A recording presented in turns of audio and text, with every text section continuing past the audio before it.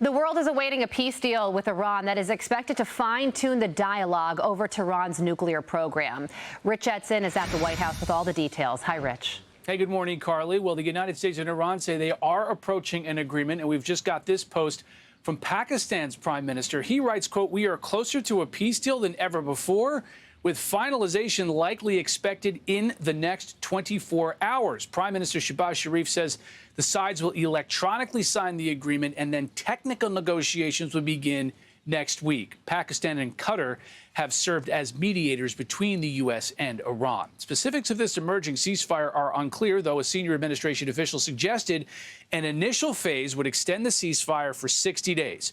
When Iran would reopen the Strait of Hormuz, agree to dismantle its nuclear material and ship it out of the country, and end its support for terrorist groups across the region. If Iran hits certain performance metrics, then it could receive access to billions in frozen assets. Vice President J.D. Vance says Iran will receive no funds or cash for just signing a deal. They'd have to meet their obligations before seeing economic benefits. Now, this conflict started more than 3 months ago when the U.S. and Israel struck Iran. A new report from CNN says Chairman of the Joint Chiefs of Staff General Dan Kane rushed to CENTCOM headquarters in Tampa last month for a briefing on plans for the military to send ground troops into Iran to seize its highly enriched uranium. The report says President Trump ultimately decided against it over concerns about Iran's retaliation and American casualties. Fox News has not independently confirmed the details of that report.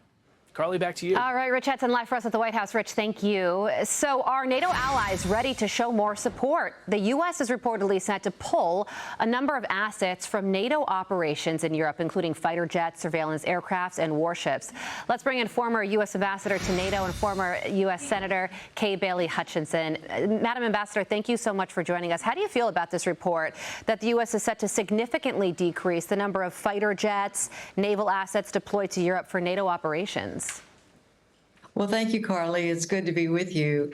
Well, of course, I think the president is trying to allocate our resources where we are needed. And clearly, we have a lot of areas in the world that are in intense situations right now.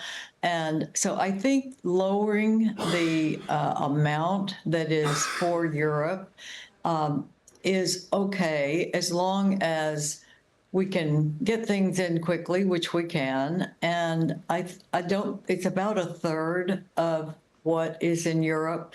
And I'm sure that we are talking to our allies about where these are and how we can come to Europe's aid if needed. But I don't think it's an alarming amount from what I have seen. Yeah, and on this note, when it comes to how the president feels about NATO, and obviously he's very frustrated with several NATO nations for not just not coming to U.S. aid at the start of the war in Iran, but also refusing our use of their airspace and even military bases that we pay in part for. But just this week, Britain's defense minister quit on Thursday and accused the government of spending too little on the military. And Starmer reportedly was not interested in a timeline to reach a 3.5% gross domestic production spending on defense by 2035. So how do you feel about all of that? It seems notable that the defense minister quit. Oh, it's very notable, and especially for Starmer to acknowledge that they will not be at 3% in 2030. That is alarming, because our best ally at NATO is UK, has been UK.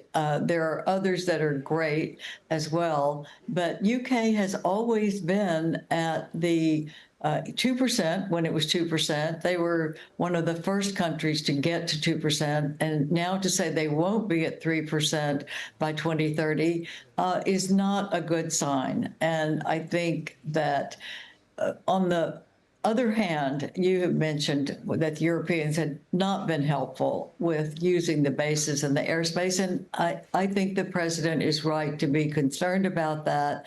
And I think Europe made a mistake in saying that we couldn't even use the airspace or bases, some of which we're paying for. And so I think the NATO is having a summit next week. And I think it will be a time for the president and the heads of state of our NATO allies to talk out the differences that we are having, because the big picture is that we need to come together and keep NATO strong and keep our alliances strong, because we have a lot of other conflicts that we have to prepare for and deter. And we need all of our allies to be with us on those. Yeah, and President Trump is attending that G7 meeting next week, and I'm sure all of these topics will come up. Madam Ambassador, thank you so much for joining us this morning. Be sure to like and subscribe for all the Fox News latest on YouTube, and catch full shows streaming now on Fox One.